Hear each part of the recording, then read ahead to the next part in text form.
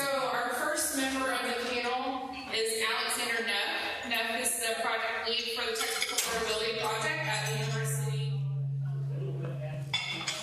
of South Florida Libraries. Alex is taking this across the campus as a brave soul, and so we're excited to hear what he has to say. Sarah Norris is the Scholarly and Communications Librarian at the University of Central Florida Libraries. In this role, she leads the UCF Library's scholarly communication and open access efforts, with an emphasis on scholarly publishing and copyright training and education, a tie to my heart. Alexis Carlson is a librarian and assistant professor at Indian River State College. She has worked within the FCS and SUS for over a decade, 12 years, girls, and has been learning and teaching about OER for at least the past 5 years. Kristin Heathcock is a librarian at the Hillsborough Community College. In addition to working with face-to-face students, she is frequently found as an embedded librarian in English courses at the college. So I turn it over to Alex.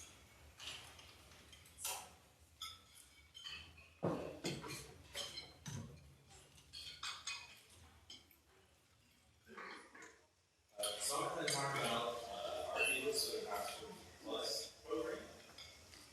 It was initially launched in 2009. And it was called the Hillsborough Classroom. And basically what we would do is we would buy ebook licenses at Apple's request. And then we would make these ebooks free to the students, whether they were recommended or required readings. And then in April 2017, we had a database tool created, basically to make the database easily searchable. And last time we checked, there was fewer than 5 other institutions that had this kind of database. In our database, we have over 600,000 ebooks at zero cost to students, and you can see the publishers that we currently have.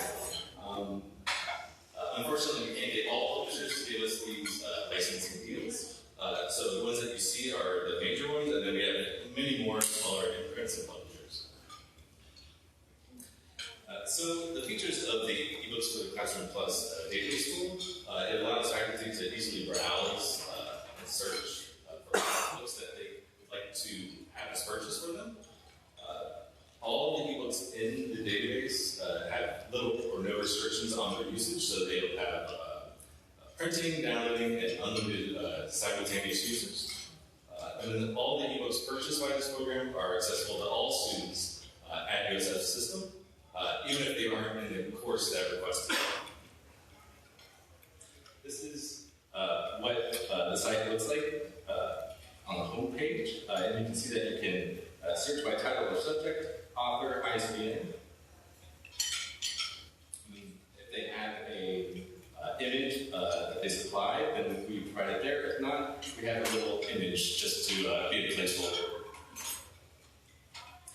So using the EB Plus, that's the nickname that we have for it, the EB Plus tool, all faculty have to do is enter those title, author, ISBN, or subject, review the results, and they can even preview some of the books. And then once they decide on an ebook, they just click on the button to adopt the ebook access, and then they will be sent a permanent link to include in their syllabus or their reading list. The students just have to click, and then they'll have instant access. And if the faculty can't find one of the books in our database, they can fill out the little request form, and then we will send it to our digital collections team to investigate whether we can purchase the license or not. So, this slide is highly optimistic. So starting in the spring, for the spring 2019 textbook adoption cycle, which is in fall 2018, we went out to the faculty departments and gave recommendations about ebooks that we identified that we may already own, and that they just need to let us know and then confirm the licenses, and then the students would have free access. So for spring 2019, we made 380 recommendations. Now, total max enrollment, this isn't actual enrollment, so this is just an estimate. It would be 13,147. And then the total max potential savings would be 670,000. And then for fall 2019, 512 recommendations, and 18,000 students would be affected, essentially. And then the savings would be 1,175,000. Now, there are some disclaimers to that. One, we have to have the budget to actually acquire these licenses. However, our return on investment, which I will go into my next slide, has been very favorable. But that is one of the challenges. We do have to have the budget to actually purchase all of these. Also, even though we recommend these for them to use our database, not all faculty participate. So then there's also that.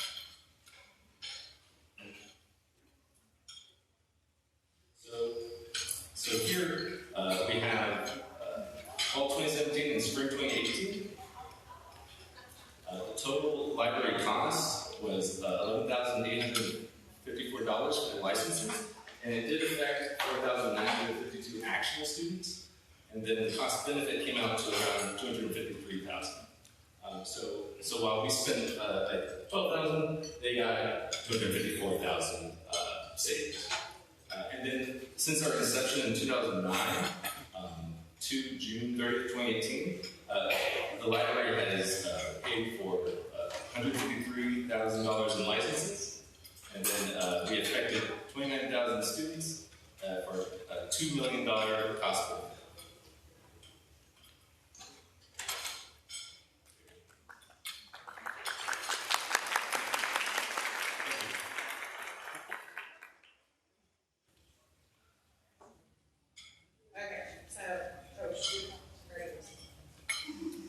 My name is Alexis Carlson. I work at State College, and we recently started sort of a homegrown initiative at the college, and we have named it Textbook Affordability Pioneers, which might sound familiar to you, as the acronym goes along with USF's TAP program, so we hope you find that flattering. But we are the pioneers, that's why we chose that as part of our initiative name. But we felt like we had to come up with a name in order to get this going.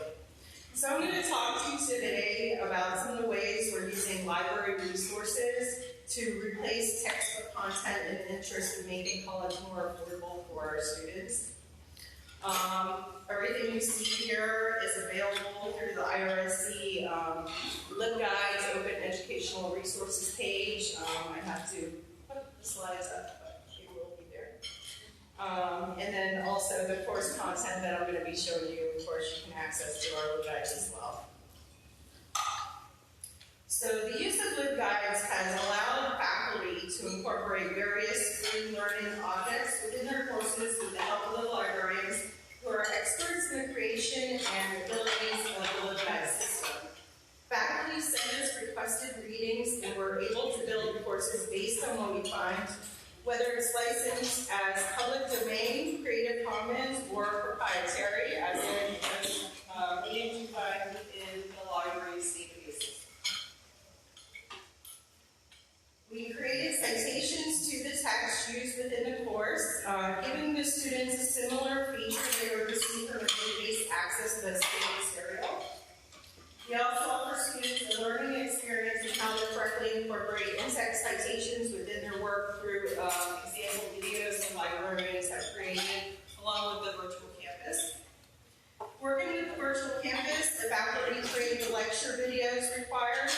These items are closed captions available in a variety of places such as YouTube, Blackboard, and the LibGuides. Furthermore, the instructor created and owns the content, which they can change and update as they wish. Transcripts give adjuncts and other faculty a jumping off point for recreating lectures in face-to-face courses. The English faculty also split video creation among faculty so the student gets to experience various lectures from more than one instructor within the same section. Utilizing icons to indicate public domain, Creative Commons, copyright protected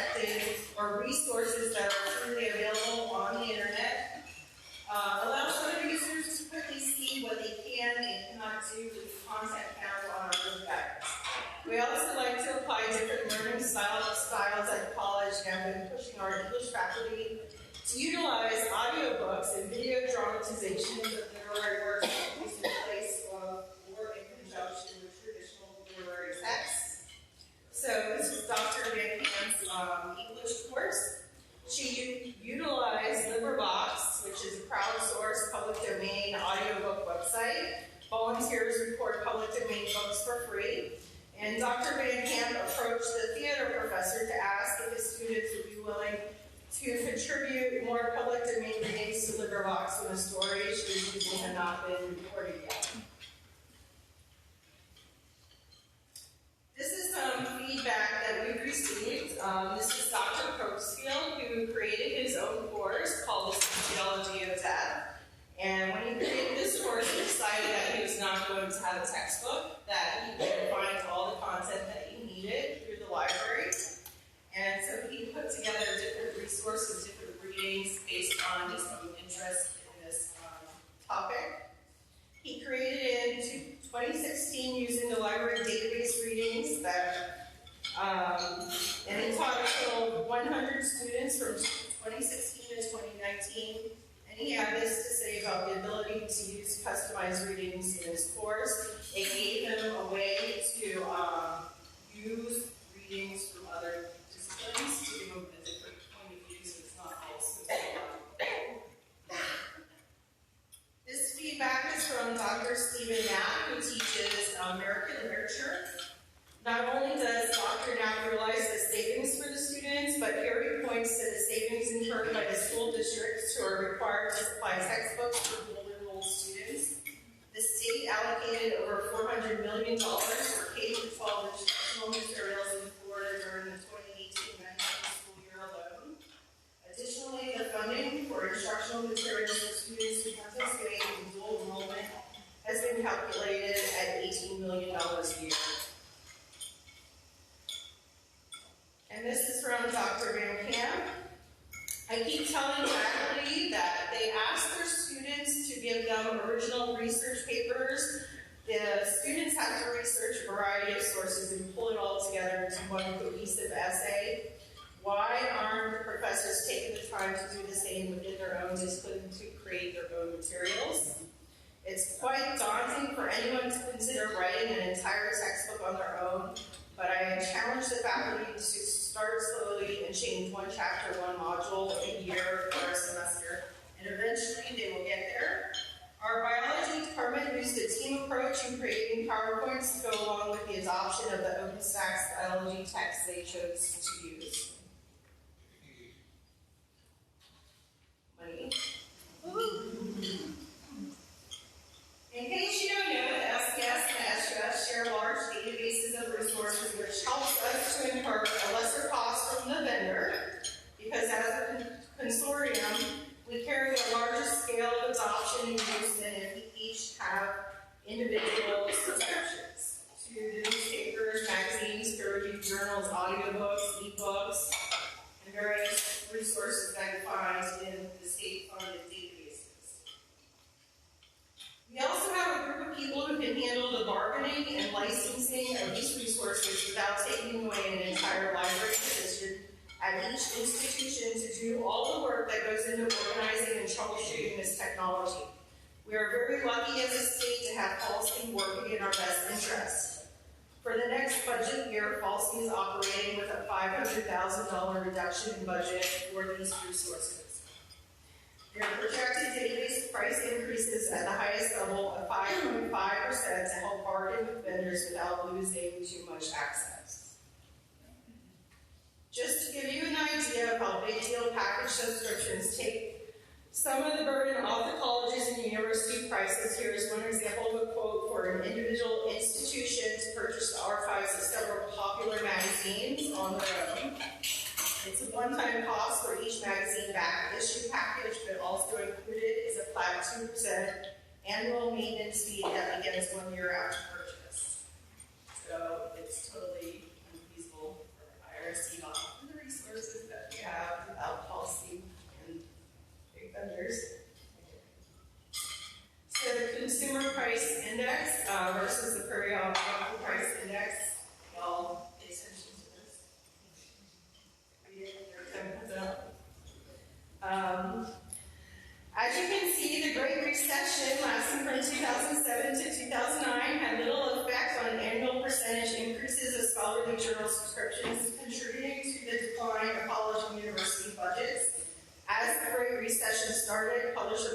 journal subscriptions rose in all disciplines and reached a high of 11 to 13% in select disciplines. From the latest periodical price index report in the library journal, the authors had this to say about periodical price increases. There has been little change in 2017 to the serial's business models or the market drivers, including continued reliance on traditional evaluation metrics, library budget compression, publisher and vendor consolidation, currency fluctuation, OA, and an unsettled worldwide political climate. The market equilibrium of 6% annual price increase is expected to be the same or slightly higher for 2019. When placed in the context of stagnant library budgets, this level of increase is unsustainable and will likely result in market constraint where scholarly communication as we know it will continue to suffer death by 1,000 cuts. The IRC libraries have chosen to some of our budget money to subscribe to a smaller journal package that offers another like we were unable to offer because we couldn't get individual subscriptions to these magazines. So smaller can be better, and we pay under $1,000 a year for the Opinion Archives database. There's an overlap of library resources in terms of access to information for students compared to the textbook content they have to purchase. These are some of the tools IRC has invested in to assist faculty in creating robust interactive courses. We need faculty to embrace the tools we have to continue to offer quality education at an affordable price. So Professor doing criminal justice and myself received an endowed teaching chair from the IRC Foundation to implement OER initiatives at the college. Through our work, we saved students a total of $300,000 in spring 2018 and $455,000 for the fall 2018 semester. These calculations are based on actual student enrollment numbers and the price of a brand new textbook from the college bookstore. We also received the Complete Florida Grant, faculty mentors, faculty creating their first OER courses, instructional designers and librarians developed OER materials for a total of 15 new OER courses through the Complete Florida Grant. If all 15 new courses start in fall 2019, our potential savings to students would be about over $300,000. Working together as a team, we plan to accomplish this goal within 8 months of being awarded the grant and delivering the OER course materials. It took individuals who received now teaching share money a total of 6 years to accomplish nearly the same savings. Working together as a team, we doubled the textbook savings we are giving our students within less than a year's time. Hence, the IRC Textbook Affordability Pioneers, or TAP initiative, has begun, and students who are familiar with what TAP offers at IRC will hopefully recognize this acronym when they transfer to other school systems. Thank you.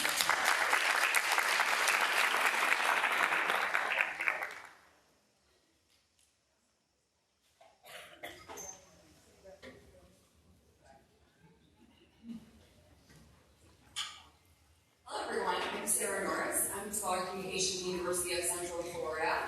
I'm going to switch gears a little bit. We're going to talk specifically about creating an open educational resource at UCF.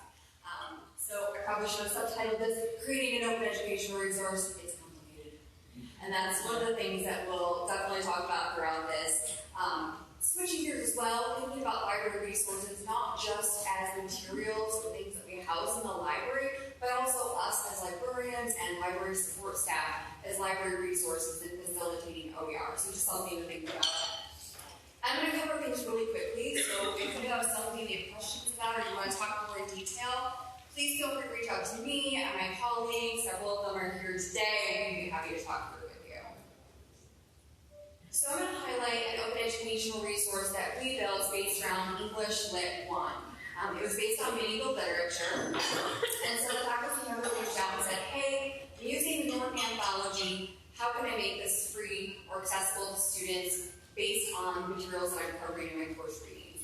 And those are based on medieval literature specifically, and so I just wanted to unpack that in our anthology. So we said, sure, let's see what we can do. And so we decided to take a look at a variety of different things versus library source content, things within the public domain, and Creative Commons license. Remember I said it's complicated? Those all play into it's very complicated as we thought through this project. The biggest thing that I do have to shout out before I start to talk about specific details is that this really took a village to make it come to fruition. So I have to shout out all the people who were involved in this, whether it was our subject librarian in English, our SpellCom adjunct, our instructional designer John Rabel, who is here. John, raise your hand because he did a really excellent job on this project. He did the lion's share of a lot of the work to make this thing come to fruition. So lots of folks were involved. So the path to creating the OER, where did we start? Well, the first thing that we wanted to do was ensure that we helped the faculty member find high-quality resources. So it wasn't denigrating any of the quality of what he already used in the Norton anthology, it was just helping find it in a different way. So the first thing that we did was get hold of the faculty member, and he said, as one would expect, here's my syllabus. Thanks. So we basically had to say, okay, how do we find this? So the subject librarian and our SpellCom adjunct did a lot of work trying to locate resources for him. But there were a lot of considerations that we had to think about. The first was the correct sections of the work. So oftentimes he had specific portions within a medieval text that he wanted to use. So we needed to make sure that we found the correct version so that we had apples-to-apples comparison between those two things. Preferred translations. It's complicated. This was very important to consider as we were thinking through this process. It played into a lot of different factors, including copyright. We thought that because this was medieval literature, this would be easy to locate a lot of things that were freely accessible for an OER was very challenging. And then, of course, any other preferences that a faculty member was interested in. This turned into a multi-phase process. This is where we realized, okay, I think we're creating an OER, not just free resources for the students in lieu of the textbook. So initially, the subject librarian and the adjunct looked for things that the library had access to. And that sort of evolved into also looking for things that were in the public domain, things that were Creative Commons licensed, and also things that were hosted on institutional websites. So University of Rochester is a really good example. It had versions of medieval text that they had translated, and so we were able to look at those. We ended up actually asking for permission, and we were able to include those into the OER with their permission, which was great. It's really, really complicated when it comes to copyright. Again, we thought this was going to be pretty straightforward because it's medieval literature, public domain. Initially, the SpellCom adjunct and our subject librarian did a lot of that vetting. So they figured out, okay, this is the Creative Commons license, this is in the public domain, so we can talk through some of those. They also worked directly with a variety of constituents in which we needed to ask for permission and explain what we wanted to do with it to create an open educational resource. So they were sort of the front lines of copyright. I did a lot of work as a SpellCom librarian on the back end. If I had billable hours like the Office of General Counsel, boy, from this experience, I would have made a lot of money. We actually had a lot of conversations with OGC. I could talk about this at length if anybody is very interested, but there were a lot of considerations, and we'll talk about that. Copyright conundrums abound. First 12 versions. As I mentioned in the beginning, we used library resource content as we were first starting. So what can you use in the course itself? What can you include in an OER? So we had to sort of make those decisions based on licensing and where we got those resources. Access. So we wanted to make it more openly accessible. We wanted to put it in our institutional repository. And then ownership. Who owns an open educational resource? And some very interesting perspectives from Office of General Counsel. So as you're thinking about creating an OER, understanding what's in your collective bargaining unit from faculty in terms of research is really important. Understanding where Office of General Counsel has some opinions about ownership and institutional resources, aka your librarians, your instructional designers, library staff, who are considered library resources as a lot of university support, and that ownership piece playing into that. So it's really, really complicated. And then lastly, putting it all together. So this is where someone like John, as an instructional designer, came in. He did a really great job working with the instructor, trying to figure out what formats he preferred. There were some really big, of course, important considerations. Readability is a big piece. Of course, you want to make sure you can get it in a variety of different formats, and that is important to think about. I don't have it on here, but accessibility is, of course, another big consideration for those who have particular needs. Formatting, this was medieval literature, so we had sonnets, plays. We actually had a contemporary play, and so those all had different formattings. So we had to think about making one cohesive anthology that looked and had a look and feel that matched. And then access to materials, again, how do you get it in Final Project? How do they access it on a variety of different devices? I won't go over the tech details, but John is here. If you want to talk techie with him, I'm sure he'd be happy to talk about this. But essentially, the gist is he made it in a variety of different formats, EPUBs, PDFs, individual PDFs for each work, one for the work in its entirety, so that students could access it on a bunch of different devices and things in the ways that they wanted to. They could also print it out if they wanted, and I know there were several students who chose to print when they wanted to use the text. So what did we end up coming out with? The end result was an open educational anthology based on medieval literature. A variety of things, of course, again, were in that public domain Creative Commons license, for which we got permission. Translations mattered, and so, again, keeping that high quality, we had one faculty member who wanted that specific translation to work. We couldn't find a comparison, so he ended up translating it himself. We ended up putting that in our institutional repository as a separate document in addition to being in the anthology. The biggest thing was that, again, translations matter, and he really wanted the Seamus Heaney version of Beowulf. That was deeply important to him, and we didn't want to tell him he had to find another version, even though he was willing to look for another version. And so what we did was we got a copy to put on reserve in the library. Students could purchase it, use it if they wanted to. I think it was about $1 at the time on Amazon, so fairly affordable. And then they could buy it new at the bookstore for $12. So they had some options. So pretty much the most cost the student would have would be $12. So we've had this anthology for the last 3 years. It's now being used by 3 different faculty members on campus. They've reached 11 different sections now, so just about over 600 students. I think this number's actually gone up. I think these are old numbers, but overall saving them about $30,000, which may not sound like a lot, but as you can see from student comments here, it's deeply impactful. Both of the comments here illustrate how it helped them financially, it helped them with stress, knowing that they had a free OER that they could use and you didn't have to pay for it.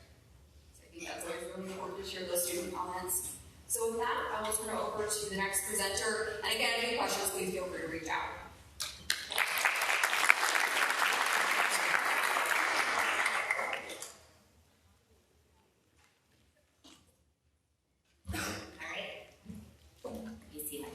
Okay. Hi, I'm Kristin Heathcock, and I'm here from Hillsborough Community College. And my presentation is much more practical. I think it's things that you might be able to go back and implement in your Canvas courses, perhaps, right away. So I'm going to show you a little bit about how we embed library resources into our Canvas courses. So, initially, at HCC in our Canvas, we had faculty that were embedding the pearls to articles, to databases, to ebooks, things of that sort, in a very manual process, the same way you would embed a link. We worked with our OIT department, and we got this embed a library resource link integrated into our Canvas, so that faculty members can go through this very cumbersome process and locate the resources they want students to use through the library's catalog, and they can get that permanent URL. Then they can go back into their Canvas course to any page that has a rich text editor. They can embed a library resource link, going through this process, and save that page. And then when students access those pages, they'll be able to click on that item and be immediately authenticated and directed to the article, the ebook, the database, whatever it is that faculty member is instructing students to use. Very helpful for students because they're no longer told, go find this article and read it. They're told, go find this article and here, click on it and read it right now. So it's incredibly helpful for the students. But for the faculty, it's quite a challenge. And in particular, Films on Demand is one of the tools that our faculty really like a lot, and the Films on Demand did not play well with this embedded library resource link. Every semester it became a challenge for faculty to come see the librarians and say it's not working, help me fix it. So again, we were able to then integrate that Films on Demand LTI in our instance of Canvas, which is really cool. Faculty can go from their Canvas course, select this Films on Demand LTI, and it will open up basically an instance of Films on Demand inside of Canvas. So faculty can immediately search Films on Demand, locate videos that they would like to embed in their courses. Once they've got that list, they can choose to embed them with a link or embed them where they look like a YouTube video that's simply embedded in the pages of their course. So nice and simple. Students don't realize they're watching a library video. They're simply progressing through their Canvas course, watching the videos their instructors ask them to. So it's handy. Recently, we began using Curriculum Builder. Curriculum Builder is a tool from EBSCO, and it allows faculty to create reading lists inside of Canvas without having to go through that older, cumbersome process of locating the items through the library and then embedding them in their courses. Librarians can also create the list in Curriculum Builder and can share these lists with faculty. So it doesn't have to be an exclusive faculty-driven project. Librarians have that access and can create them, and can share those lists. Faculty can share the list. So that's very handy. An example I have here on the screen that you can't probably see at all is a faculty member here on our campus this semester wanted his students to read a short story from 3 different years of the O. Henry Prize stories or from some other short story collections. And we have the physical books located in our library. We only have 1 copy of each book in our library. We didn't have time to purchase the ebook version.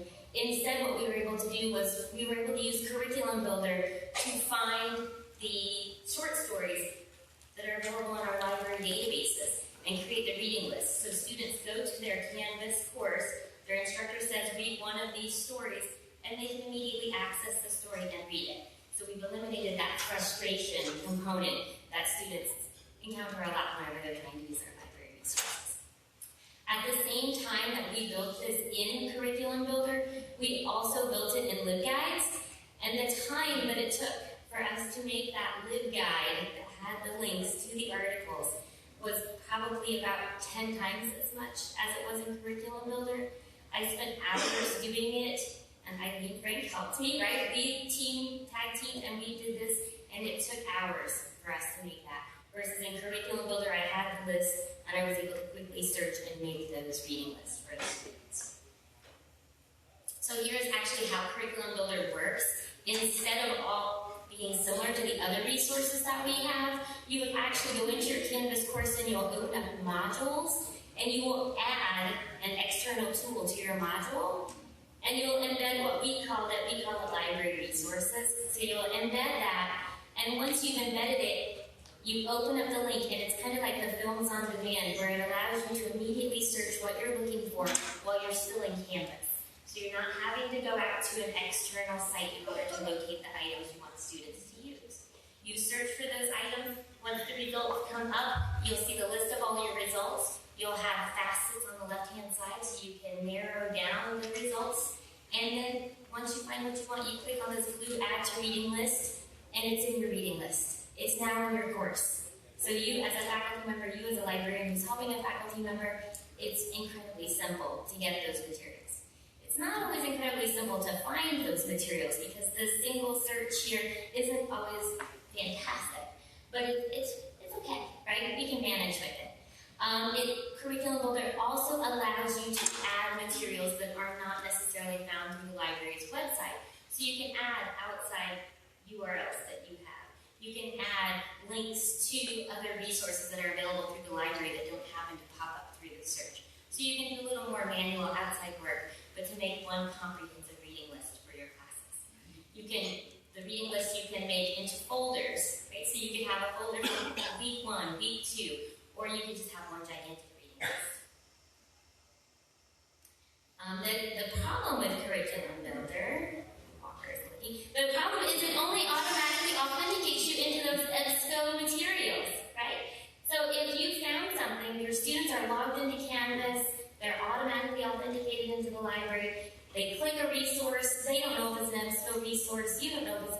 resource. If it's an EBSCO resource, it opens. If it's not an EBSCO resource, it prompts for them to log in, which is incredibly frustrating, and that's what we were trying to bypass with integrating these resources into Canvas. So my workaround is that I build the list in Curriculum Builder, and then I leave that list unpublished, and then I copy a link to that module, and I then embed it like it was embedding a library resource link. So it's very ugly, and it takes me a teeny tiny bit more time, right? But then when students access my reading list, it automatically authenticates. They don't have to worry about what that library username is. They're in, and they're happy. Well, here's the basic look of Curriculum Builder. When you're embedding that Curriculum Builder list in your class initially, if you don't rename it, it calls it whatever your institution is calling it, and your students won't know what that is. So when you actually add it into your module, you want to call it Week 1 Readings, things you have to read for this course. Whatever you want to actually have students see, you need to make sure you rename it that. Otherwise, they'll see this Library Resources Curriculum Builder,